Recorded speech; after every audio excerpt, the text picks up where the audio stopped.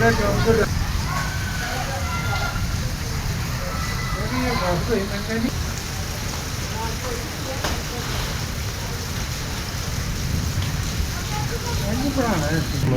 लाहौर अज full तेज़ बारिश तो सारे दिन नादर पासवर्ड कर व्लॉग को लाइक करो शेयर करो सब्सक्राइब किया करो। अज लाहौर का मौसम जबरदस्त है फुल तेज़ बारिश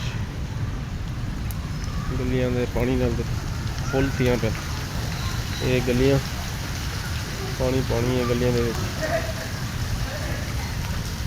इतनी तेज़ बारिश सारा पानी पानी हो गया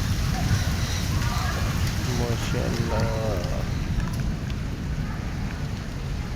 माशाल्लाह। इतना तेज़ बारिश है ये कि हद तो ज़्यादा 1 घंटा बारिश है ये 1 घंटे के विच सारे फुल थी गए गलियां फुल हो गई।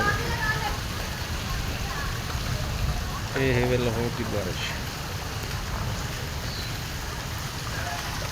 माशाल्लाह। ये देखो सारी गलियां फुल हो जाती हैं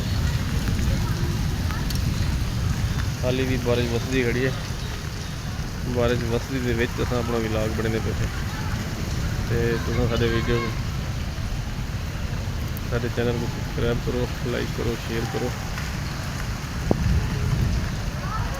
ये देखो बाहर का मौसम बाहर का व्यू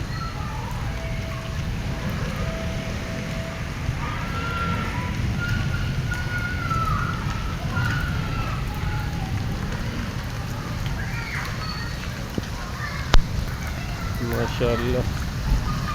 पहले टाइम तो फुल गर्मी है जी अल्लाह पाक ने इतनी एक बारिश दे दी थी कि फुल ठंड बन गई है।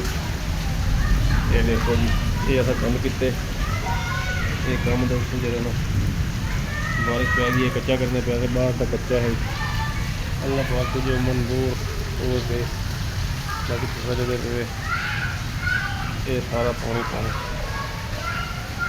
इतने के लिए अपने ब्लॉग एंड करेंगे अगले वीडियो तक अल्लाह हाफिज़।